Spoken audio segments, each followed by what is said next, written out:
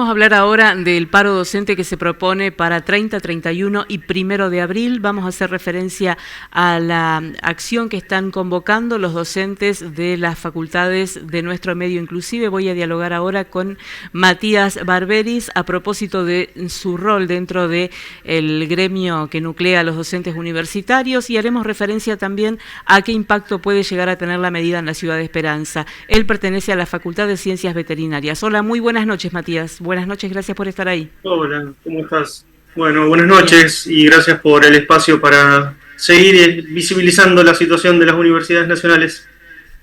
Bueno, cuéntenos cómo se definió esta medida y cuál es la diferencia de las acciones que estuvimos viendo en los últimos momentos del año a esta, del año pasado. Estas medidas se definen por asamblea en este caso de base en el gremio, y eso se eleva al frente, a distintos frentes. En nuestro caso el que nos nuclea es CONADU Histórica, y adherimos a las medidas de fuerza que surgen desde allí.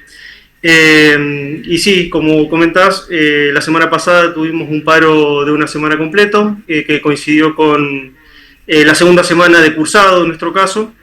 Y esta semana estamos justo en el momento de honrar la memoria, la verdad y la justicia, así que es una semana dedicada a esta cuestión. Y la semana que viene nuevamente una semana de paro. Lo que sucede es que, bueno, por los feriados es una semana corta.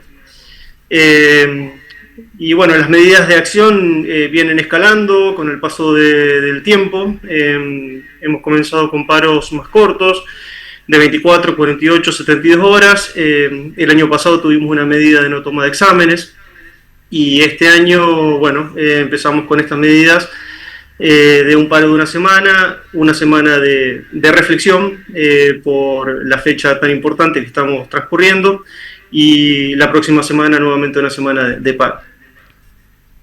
¿Y qué pasa en relación al alumnado? Porque entiendo que el acatamiento a la medida es dispar, por lo menos por el contacto que tengo con alumnos de varias facultades. Algunos comentan que tienen media jornada, que un docente se adhiere y que a la hora siguiente el próximo no. ¿Cuál es el criterio que prima a la hora de plegarse o no a la medida? ¿No están todos de acuerdo con el tipo de demanda? ¿O cuál es el criterio que hace que algunos estén y otros no, llevando en cuenta que hace más de 2 años que comenzaron las protestas y que tienen que ver con la cuestión salarial? Bueno, la situación en Esperanza es una situación particular en cuanto a los docentes y los plegamientos a los paros. Yo creo que mucho tiene que ver con una postura partidaria, pero bueno, hay que entender que en realidad el paro para nosotros es una herramienta de visibilización. Justamente es la herramienta que nos permite asistir a las marchas, dar las clases públicas y acercar la situación a la sociedad en conjunto, y que trasciende la cuestión partidaria. Por supuesto que es una posición política la que uno toma en cuanto a actuar o no actuar, o adherirse o no adherirse, presentarse en las asambleas, participar de las distintas acciones y actividades. Y en ese sentido, también los alumnos tienen que entender que no es una herramienta contra el alumno. Es una herramienta que nos permite a nosotros justamente visibilizar. No sé si saben que la universidad está compuesta por 3 estamentos. Es decir, digamos, la comunidad universitaria está compuesta por 3 grupos de gente, que serían los docentes, los no docentes y los estudiantes, y en realidad estas son cuestiones que nos afectan a todos. Entonces es una lucha que nos compromete a todos, y en ese sentido lo cierto es que la participación en Esperanza por ahí no es la más popular, pero viene creciendo en número desde que empezó el conflicto hace unos 2 años. Han comenzado a participar los compañeros de las asambleas que por ahí estamos armando en la facultad para conversar sobre la situación, y son asambleas de tipo informativa y se están teniendo conversaciones que hace tiempo que no se tenían. Y entonces, bueno, sí, es dispar la participación, pero lo cierto es que los compañeros están viendo cuál es la situación y están participando más activamente. Los pliegos a los paros desde fin de año pasado a esta parte, la verdad que ha sido mucho más concurrido, mucho más compañeros han acatado las medidas de fuerza. ¿Podemos poner en números esa evolución que usted manifiesta en los últimos 2 años? ¿Cómo ha sido en el primero, en el segundo y en el actual? No, la verdad que no tengo los números precisos de FABE, por lo menos. Tengo, qué sé yo, acceso a algunos listados provisorios de las cátedras que se han adherido y las cátedras que no, pero son cuestiones muy internas. Lo cierto es que podemos decir que el número va creciendo, porque los compañeros se dan cuenta que, haciendo una lectura no muy sesuda, porque yo no soy licenciado en Ciencias Políticas, Relaciones Internacionales, sino que mi análisis es el del día a día, como el de cualquier persona, y lo cierto es que nos estamos dando cuenta que no llegamos a fin de mes.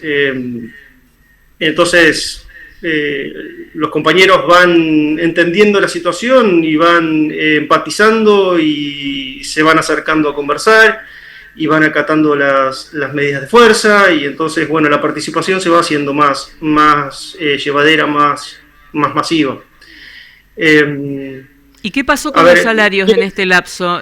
Porque sabemos que el presupuesto universitario estuvo en tela de juicio desde aquella primera gran movilización de 2024, pero ¿cómo fue la evolución de los salarios hasta llegar al día de hoy? Y los salarios, hay una pérdida salarial muy marcada, de más del 50% desde diciembre de 2023 a esta parte. La ley, que es la que estamos defendiendo en realidad, recompone esa pérdida salarial. No estamos reclamando un aumento del salario, lo que estamos reclamando es una recomposición del salario. Esa ley, que fue aprobada por ambas cámaras, fue vetada por el presidente Javier Milei y fue ratificada de nuevo por ambas cámaras, y que fue judicializada. Bueno, es una ley que garantiza la recomposición salarial, pero la cuestión salarial no es lo único que estamos reclamando. La gente tiene que entender eso también. Hay un montón de cuestiones que incluye la ley de financiamiento universitario tal como está, que van más allá de los salarios. Por supuesto que los salarios son importantes, los compañeros, como te decía, no están llegando a fin de mes, está apareciendo el multiempleo o el pluriempleo. En realidad, las profesiones que salen de nuestras facultades tienen actividades reservadas, son profesiones muy particulares, y entonces el veterinario y el ingeniero agrónomo son profesionales que siempre salieron a campo, además de hacer docencia, y eso está muy bien, porque en realidad traer la experiencia de campo al aula es muy enriquecedor, pero es decir, estamos muy acostumbrados a tener un segundo empleo que por supuesto tiene que ver con nuestra profesión. No sucede lo mismo en todas las carreras docentes, en todas las carreras universitarias.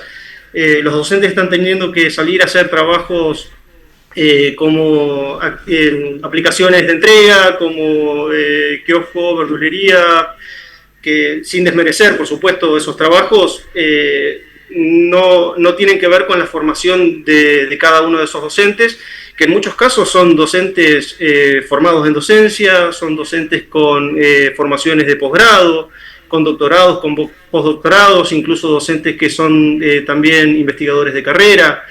Lamentablemente, todos conocemos a algún docente que ya se fue de la universidad. Se estima que 10.000 docentes en el país se han retirado de las universidades. Entonces, el reclamo salarial, la verdad que es muy importante para nosotros, pero no es lo único que estamos, por lo que estamos luchando. Haciendo referencia a esos otros puntos, ¿el CONICET en el funcionamiento local ha tenido algún impacto? Sí, por supuesto. A ver, nuestra facultad tiene un instituto que funciona muy bien, estamos muy agradecidos por eso, pero sí te puedo decir que conozco gente que trabajaba en el instituto y se ha retirado. Entonces, sí, el impacto local seguro que se siente. Y ¿sabemos más allá el número de profesionales que se han retirado, Matías? ¿Cómo, perdón? ¿Sabemos el número exacto de profesionales que se han retirado, que eran investigadores de CONICET y que dejaron de serlo? No, aquí en no, Esperanza. en realidad esa estimación de 10.000 es a nivel país y incluye a todos los docentes, no solamente docentes e investigadores. Ujú. Eh, ¿Qué pero bueno, características va a tener la lo medida cierto es la que semana próxima? ¿Vamos a ver movilizaciones o simplemente va a ser la no asistencia a lugares de trabajo? la semana que viene, como te decía, son bueno 3 días de paro, lunes, martes y miércoles. El martes coincide con el paro del estamento no docente, de los compañeros de APUL.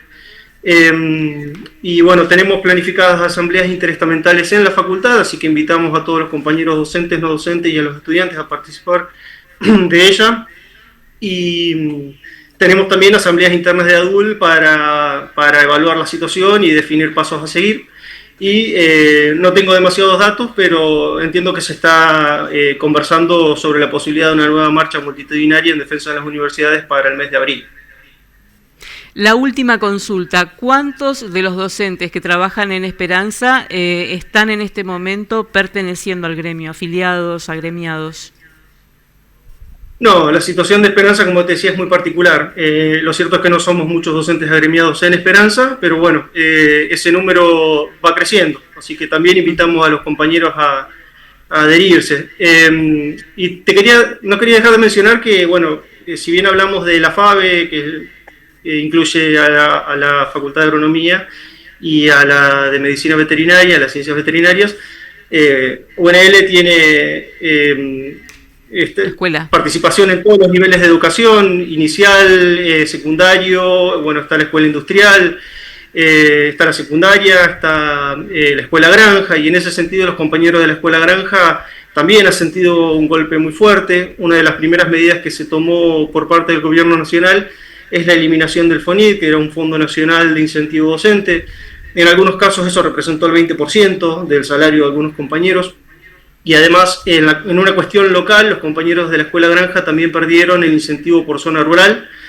Y me refiero a que es una cuestión rural porque en realidad es una cuestión que surge de UNL, no del gobierno nacional, pero bueno, son todos golpes que venimos sufriendo en nuestros salarios.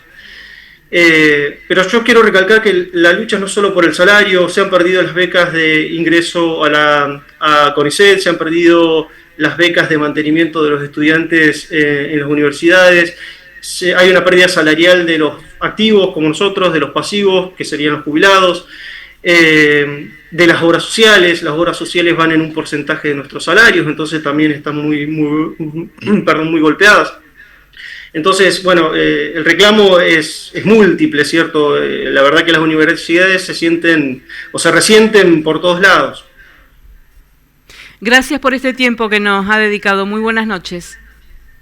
Bueno, gracias a ustedes. Saludos. Buenas noches. Saludos entonces. Era Matías Barberis haciendo referencia al paro que va a tener la Facultad de Ciencias Veterinarias y la de Ciencias Agrarias la próxima semana, lunes, martes, miércoles, sin concurrencia a los lugares de trabajo por parte de los docentes que adhieren a la medida en nuestro medio.